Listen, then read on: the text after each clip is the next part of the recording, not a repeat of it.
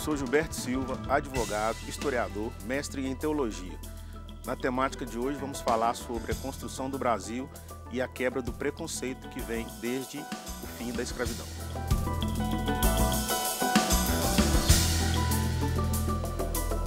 Eu sou Etienne Martins, sou jornalista, publicitária por formação e ativista do movimento negro. É preciso uma crueldade muito grande para poder declarar que no nosso país não há racismo.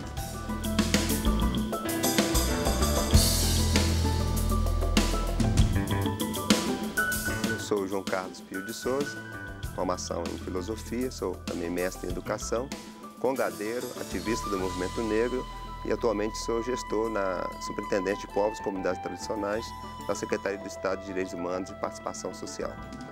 O tema de hoje é importante para pensarmos na superação do racismo e a construção da equidade racial no nosso país.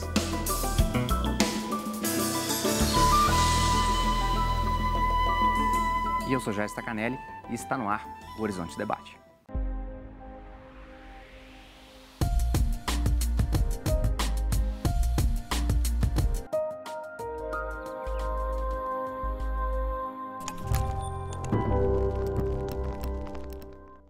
Olá, bem-vindo ao Horizonte Debate. No programa de hoje, falaremos sobre um velho problema com novas facetas, o preconceito que se faz na internet em pleno século XXI. João, bem-vindo. Quando você se apresenta como congadeiro, eu peço licença para o meu grande amigo de infância, Somário, líder da comunidade dos Arturos, lá em Contagem. Cresci com ele, o respeito e peço a bênção. Como é que é pensar a identidade do negro na contemporaneidade hoje, João? Olha, primeiro nós temos que pensar, né, acho que até a partir da própria persistência do racismo e a necessidade da sua superação, né, porque o racismo continua ainda produzindo seu impacto, né, na vida social, econômica, na identidade da população negra, na própria história, cultura, história e cultura negra, africana, ela continua à margem da nossa sociedade. Então, o grande desafio é dar conta disso, né, no mundo cada vez mais moderno, né, que, portanto, ainda continua negando o lugar, o espaço para a população negra, sobretudo na nossa sociedade. Então, a necessidade de dar conta sempre da identidade, embora reconhecendo que identidade é sempre um processo. Sim, né, subjetividade, claro. Está relacionado com a subjetividade, com o processo de construção, né? Quer dizer, pensar a identidade negra hoje ela é fundamental, inclusive, para a gente pensar o nosso próprio país, né? Que constantemente nega a nós negros a nossa identidade e, a todo momento, nós precisamos afirmar essa nossa identidade, né? Em todos os campos, todos os espaços em que nós estamos, né? Eu acho que hoje é um tema, inclusive, contemporâneo, né? Discutir identidade, né? Uma sociedade cada vez também dinâmica, que pede da gente sempre o posicionamento diante do mundo, diante das coisas, né? Sobretudo diante de um ambiente de negação, né? Sim. Etienne, como que é a vivência desse mal que é o preconceito? Como que é a vivência hoje, com a internet, com os canais abertos de denúncia? Isso não é eficaz? O racismo, desde sempre, ele busca novas formas de se manter firme em nossa sociedade, né? Ele sempre se reinventa de uma forma muito cruel. Se não é de uma forma, ele é de outra. Até um determinado tempo atrás, era capaz a gente conseguir encontrar restaurantes, determinados lugares, com uma placa escrita que é proibida a entrada de negros. Hoje a gente não encontra essas placas em lugar nenhum, mas fica subentendido em determinados lugares que o negro não é bem-vindo, não é bem-quisto ali. E à medida que vai evoluindo determinadas coisas, a nossa sociedade vai evoluindo, o racismo vai acompanhando essa evolução também. Porque ele está presente em toda a sociedade. E está presente também nas redes sociais, como nós podemos acompanhar. Quando você usa na apresentação a palavra é cruel dizer que no Brasil não tem racismo hoje, né? Isso. Quando falamos de Estados Unidos, por exemplo, um país claramente sectário, com lutas e com líderes, no Brasil a gente, teoricamente, vive um racismo light, né? Onde as pessoas, não, é da nossa identidade, os negros fizeram a composição do povo brasileiro. Isso é uma grande falácia, isso é uma grande mentira, não é? É uma grande mentira. É uma grande mentira porque, a partir do momento que nós podemos visualizar que tudo de bom não existe negro ali dentro, e tudo de ruim o negro está presente, a gente consegue ver isso. Vou te dar um exemplo. Nas faculdades de medicina, Sim. você percorre, olha e não encontra um negro lá. Você vai chegar no presídio, a maior parte da população carcerária é negra. O IBGE fala que 74% da população carcerária Sim. é negra. Quando se fala do genocídio, o genocídio do jovem negro está lá no topo. Quando a gente vai olhar, principalmente... Liga a TV, por exemplo. Quando a gente vai assistir uma novela... Não tem.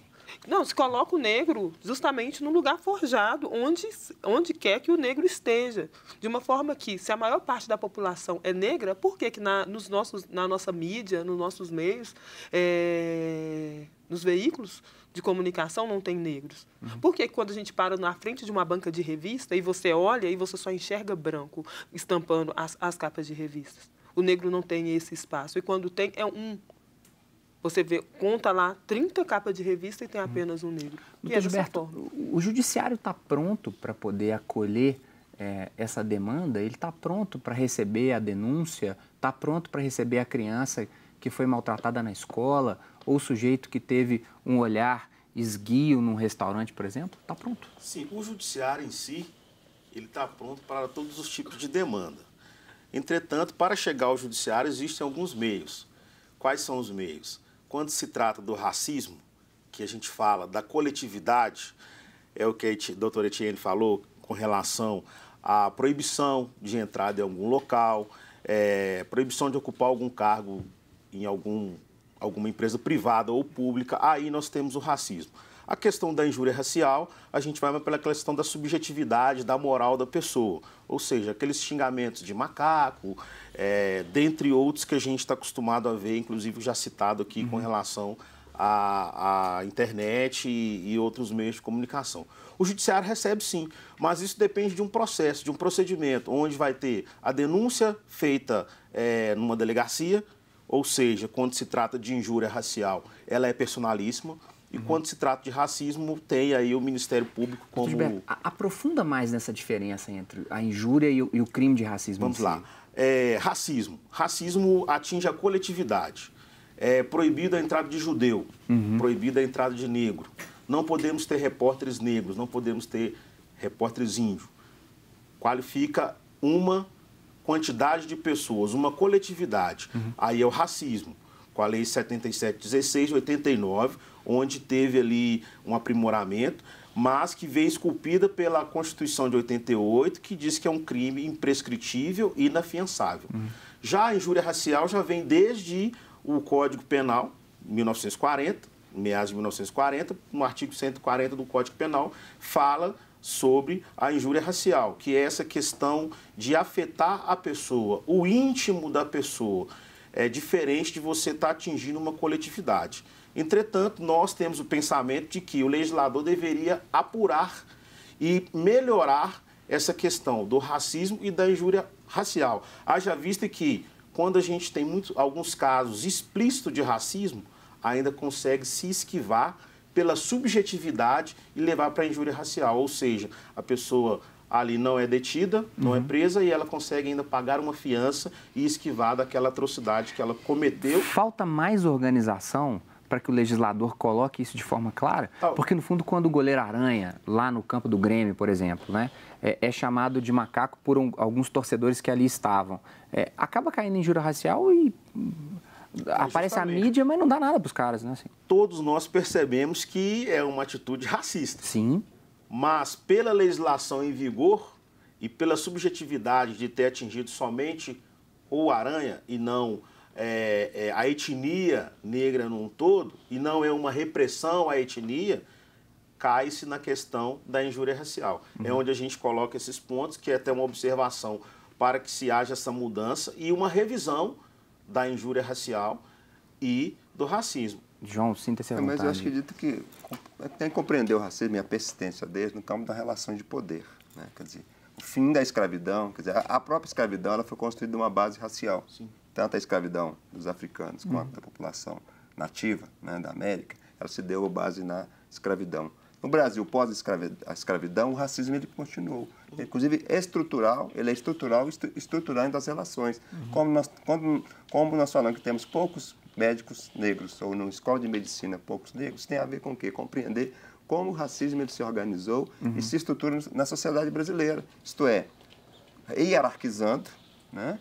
Desqualificando, por isso, tudo que desqualifica o negro. Agora, a questão da legislação, ela não consegue compreender isso. Que uma coisa é o campo jurídico, outra coisa é compreender o que o racismo ele afeta o indivíduo no seu psicológico, no seu consciente, no seu subconsciente, o que esse racismo produz nas relações sociais entre nós, na sociedade brasileira, entre negros e brancos, né, em todos os grupos que circulam por aqui, e como a nossa sociedade ela se conformou, inclusive, da desqualificação das pessoas negras, né, e como isso nos espaços que nós circulamos, né, a gente acaba a nossa formação para compreender que, por exemplo, o caso acontece com o Aranha ou na internet com o Thaís de Oliveira, né, não é com ela. Isso é racismo, que inclusive desqualifica o outro, é a mesma coisa que aquele racismo que acontece em sala de aula, aquele que acontece quando você não é atendido, ou é demorado para se atender numa loja, ou quando você está no supermercado, o segurança vem atrás de você, né? Quer dizer, você sempre é o suspeito. Isso é da câmara das nossas relações e que a gente precisa superar essa, desconstruindo exatamente a imagem construída em relação à população negra, né, na nossa sociedade. João, desqualificar, da desqualificação, o lugar do subcidadão. E de pensar as políticas de superação disso, porque racismo ele é crime. E essa questão da injúria, isso que o movimento negro sempre tensionou, porque o contexto da sociedade brasileira eles foram mudando ao longo do tempo. Uma coisa é pensar na década de 50, 40, né, Afonso Arinos, a nossa Constituição de 88 que estabeleceu o racismo como crime. João, eu vou voltar exatamente nesse ponto. Eu acho que a gente já engrenou no primeiro bloco a essência do debate. Não se muda sentimento ou hábito por decreto. É isso que vamos continuar conversando. Fique conosco, voltamos daqui a pouquinho.